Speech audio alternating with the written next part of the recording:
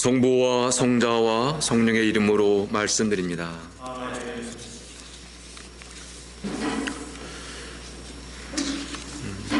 군자는 대로행이라는 말이 있습니다. 군자는 의의 길을 걸으나 소자는 자신에게 이로운 길을 걸어간다는 말도 있습니다. 우리는 매일 다양한 길을 걸으며 살아갑니다. 그동안 내가 걸어온 길을 살피면 내가 무엇을 위해 살았는지, 무엇을 중요하게 여기는지를 알 수 있습니다. 길에는 크게 세 가지 의미가 있습니다. 첫 번째로 사람이나 동물, 자동차, 비행기 다니는 길이 있습니다. 땅이나 바다, 하늘에는 무수히 많은 길들이 있습니다. 우린 이 길들을 통해서 가고 싶은 곳을 가고 만나고 싶은 사람들을 만나며 다양한 일을 하며 살아갑니다. 두 번째로 삶의 방식을 길이라고 표현하기도 합니다. 부모의 길, 스승의 길, 제자의 길, 예술가의 길, 수도자나 성자의 길, 민족의 길, 인류의 길. 여기서 길은 자신의 신분이나 역할에 맞는 삶의 방식을 의미합니다. 마지막으로 길은 행위나 규범, 가치를 의미하기도 합니다. 참된 구원의 길, 행복의 길, 진리와 자유의 길, 또 해방의 길. 여기서 길은 보다 큰 가치를 위해서 노력하고 투신하는 삶의 모습을 의미합니다. 우린 다양한 길을 걸으며 인생을 살고 있습니다. 우리가 길을 걸어가면서 자신의 참모습을 발견할 때도 있지만 때로 잘못된 길을 걸어서 어려움을 겪거나 낭패를 경험하기도 합니다. 2021년 새해를 시작한 지 벌써 한 달이 되었습니다. 오늘 1월 31일을 맞습니다. 지난 30일 동안 내가 걸어온 인생길은 어떤 길이었는지요? 지금 내가 가고 있는 길은 어디를 향해 가는 길이며 나는 누구와 함께 이 길을 걷고 있으며 나는 무엇을 얻고 이루기 위해서 이 길을 가고 있는지요? 마르코 복음은 길을 가시는 예수님의 모습을 우리에게 전해주고 있습니다. 여러분이 마르코 복음을 1장부터 쭉 읽어보시면 끊임없이 길을 가시면서 예수님은 다양한 사람들을 만나시고 또 하나님 나라의 복음을 선포하시고 가르치십니다. 그리고 병자들을 치유하시고 악령 들린 사람들에게서 악령을 쫓아내십니다. 예수님은 길을 가시면서 다양한 사람들을 만날 뿐만 아니라 다양한 사건을 통해서 당신 자신이 누구인지를 드러내십니다. 예수님은 자주 세리와 병자들 그리고 죄인들과 어울리시면서 음식을 나누시고 사랑의 친교를 나누십니다. 때때로 안식일이나 정결법에 관한 논쟁으로 분위기가 매우 심각할 때도 종종 있습니다. 오늘 복음은 예수님께서 가파르나움 회당에 가셔서 악령 들린 사람을 치유해 주시는 이야기입니다. 이야기는 매우 단순합니다. 예수께서 회당에서 가르치셨는데 사람들은 그 가르침을 듣고 매우 놀랐다는 것입니다. 왜냐하면 예수님의 가르침이 율법학자들과는 달리 권위가 있었기 때문입니다. 바로 그때 악령 들린 사람이 나사렛 예수님, 어찌하여 우리를 간섭하려는 것입니까? 우리를 없애려고 오셨습니까? 나는 당신이 누구인지를 압니다. 당신 하나님께서 보내신 거룩한 분이라고 외칩니다. 악령 들린 사람은 예수님을 향해서 나는 당신 누구인지를 알고 있다고 말합니다. 당신 하나님께서 보내신 거룩한 분이라고 말합니다. 한마디로 하나님의 영을 소유하신 분, 하나님께서 보내신 거룩한 분이라는 고백을 합니다. 이 사람은 예수님이 어떤 분인지를 알고 있지만 예수님과 더 깊은 관계를 맺지는 않습니다. 오히려 예수님을 거부하고 배척합니다. 나는 악령 들린 사람을 지배하고 살고 싶으니 당신은 떠나가달라는 것입니다. 그러자 주님은 입을 다물고 이 사람에게서 나가라고 꾸짖습니다. 주님의 권위 있는 명령에 더러운 악령은 그 사람에게 발작을 일으켜놓고 큰 소리를 지르며 떠나갔다는 것입니다. 그리고 이런 모습을 지켜본 사람들은 이게 어찌된 일이냐고, 이것은 권위 있는 새 교훈이라고, 그의 명령에는 더러운 악령들도 굴복한다고 수군거리며 놀랍니다. 그리고 예수님에 관한 소문은 삽시간에 갈릴레아와 그 근방 두리에 퍼졌다는 것입니다.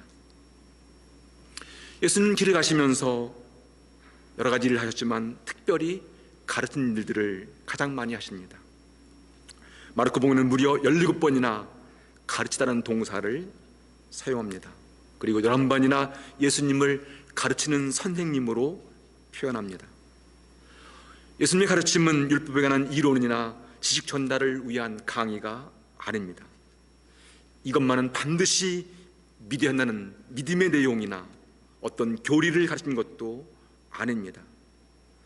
주님 언제나 하나님 나라의 자녀로 살도록 결단을 촉구하고 주님께서 가시는 그 길을 따르는 명령이었고 요청이었고 부름이었습니다. 주님의 부름이나 요청에 응답한 사람들은 주님과의 만남을 통해서 치유와 회복의 은총을 경험합니다. 주님의 식탁에서 함께 음식을 나누는 사람들은 굶주린 배를 채는 것으로 그치지 아니하고 주님과 더 깊은 친밀한 관계를 맺으면서 자유와 해방의 기쁨을 누립니다. 그리고 하나님의 사랑스러운 아들과 딸로 다시 태어납니다. 그리고는 새로운 인생길을 걸어갑니다. 여러분이 마르코복음을 천천히 자세히 읽으면 예수님을 통해서 치유를 경험한 사람들, 복음의 진리 안에서 자유와 해방을 경험한 사람들은 세 가지의 모습을 보여줍니다. 첫 번째는 그들이 경험한 예수님, 그 경험한 예수님을 가서 세상 사람들에게 전하는 모습입니다. 또 하나는 주님께서 가시는 길을 따라가는 모습을 보여줍니다. 그리고 더 적극적인 사람들은 자신의 소중한 재산을 가난한 사람들에게 나눠주고 그리고 주님께서 가신 그 삶의 방식을 추종합니다. 매우 구체적인 행동으로 삶의 변화를 보여주고 있습니다. 그러므로 중풍병자가 낫고 악령 들린 사람에게서 마귀를 쫓아내고 나병 환자가 치유되는 모습은 단순히 육체의 질병을 치유하는 기적만이 아니라 그 놀라운 일을 통해서 하나님의 구원과 은총이 어떻게 이루어지고 있는지를 그것을 보도록 우리를 인도해 갑니다.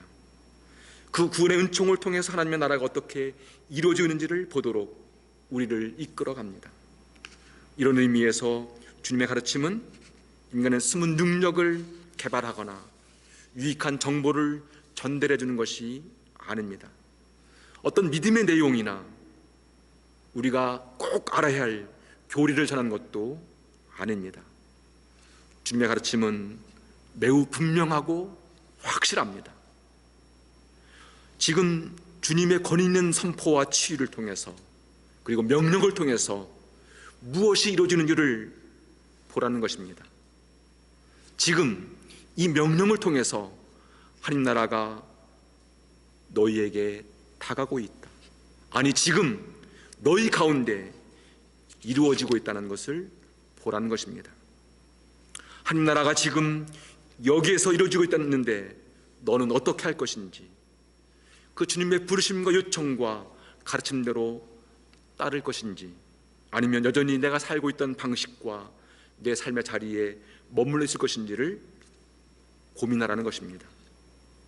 주님의 가르침은 내일이 아니라 지금 바로 이 자리에서 결단을 촉구하는 요청이고 부르심입니다. 주님은 오늘 우리들에게도 묻습니다. 여러분은 이 주님의 부르심과 요청에 어떻게 응답하며 새로운 삶의 길을 걸어가시겠습니까? 우리의 삶에는 하나님의 은총을 구하고 기적을 구할 수밖에 없는 안타까운 현실과 아주 아픈 현실이 너무도 많습니다. 지금 코로나19 상황은 더욱 더 그렇습니다. 주보를 보시면 많은 환우들의 명단이 있습니다. 우리들은 환우들의 명단을 보면서 놀라운 치유와 회복을 또 구하고 기도하고 간구합니다. 하지만 우리의 눈과 마음은 이런 치유에만 머물러 있지는 않습니다. 지금 우리가 겪고 있는 고통이나 아픔 속에서도 하나님의 뜻을 구하고 또 하나님의 은총을 경험합니다. 때로는 그런 고통과 아픔까지도 또 하나님의 은총으로 받아들이기도 합니다. 주님은 광야 40일 동안 금식기도 하신 후에 마귀의 유혹을 받으셨습니다. 그때 주님은 하나님 말씀으로 그 모든 유혹을 이겨내셨습니다. 오늘 복음에서 주님은 권위 있는 말씀으로 마귀를 쫓아내십니다. 말씀의 권위로 악령을 쫓아내시어 악령 들린 사람을 온전한 삶으로, 자유와 해방의 삶으로 회복시켜 주십니다. 우리 주님에게는 말씀의 권위와 힘이 있습니다. 이런 모습은 말씀으로 천지를 창조하신 하나님의 모습, 그 모습입니다. 오늘 일독서 신명기는 나는 내 동족 가운데서 너와 같은 예언자를 일으키리라. 내가 나의 말을 그의 입에 담아주리니 나는 그에게서 지시받은 것을 그대로 다 이뤄줄 것이라고 말합니다. 시편 시인은 시편 119편에서 하나님 말씀은 내 발의 등불 빛이라고 고백합니다. 이사야 예언자는 55장 10절 이하에서 하늘에 쏟아지는 비, 내리는 눈이 하늘로 되돌아가지 아니하고 땅을 흠뻑 적시어 싹이 돋아 자라게 하며 씨 뿌린 사람에게 씨앗과 먹을 양식을 내주듯이 내 입에서 나가는 말도 그 받은 사명을 이루어 나의 뜻을 성취하지 아니하고는 그냥 나에게 돌아오지는 않는다고 고백합니다. 참된 신앙인의 삶에는 하나님 말씀이 살아있습니다. 신실한 신앙인은 하나님 말씀에서 위로와 격려를 받으며 힘을 얻고 어떤 처지에서도 그 말씀으로 새로운 소망을 일구어 갑니다. 하나님 말씀은 나의 낡은 생각을 쪼개고 악한 영으로부터 자유롭게 하며 믿음이 자라고 성장하도록 이끌어갑니다. 그리고 마침내 하나님의 질서와 통치 속에 살도록 우리를 이끌어갑니다. 그러므로 신실한 신앙인은 매일 일용할 양식을 먹듯이 하나님 말씀을 읽고 묵상하며 살아갑니다. 하나님 말씀은 지혜의 근원이고 우리가 걸어가야 할 길의 빛입니다. 말씀의 권위가 내 안에서, 우리 신앙 안에 살아날 때, 말씀의 능력이 우리 교회와 우리 교회 전례와 신앙생활에서 회복될 때 우리의 믿음은 자라고 우리 교회는 더 멋진 신앙 공체로 성장해 갑니다. 우린 주님과 함께 믿음의 길을 걸어가는 신실한 믿음의 사람들입니다. 지금처럼 코로나19로 힘든 상황에서 주님과 함께 살아간다는 것은 주님을 신뢰하며 주님과 더 깊은 관계를 맺으며 우리의 일상의 삶을 살아가는 일입니다.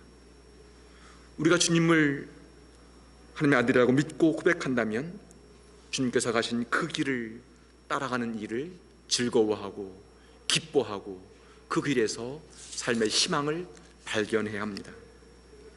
우리가 하나님의 말씀을 마음에 새기며 살아간다면 우리 삶을 이끌어가시는 주님과 함께 이 믿음의 길을 걸어간다면 우리는 코로나19의 힘든 상황 속에서도 더욱 당당하고 힘차게 살아갈 수 있을 것입니다. 우리 모두가 주님과 함께 이 구원의 길을 걸어가면서 더 복된 믿음의 삶을 살아가는 신실한 믿음의 사람들, 주님의 백성들 종이 되기를 간절히 소망합니다. 그 길을 걸어가시는 여러분 모두에게 구원의 빛이 늘 함께 동행하실 것을 믿습니다. 이번 한 주간도 주님과 함께 당당하고 힘차게 믿음의 길을 걸어가는 여러분 모두에게 주님의 은총과 축복이 함께 하시기를 간절히 기원합니다. 성부와 성자와 성령의 이름으로 말씀드렸습니다.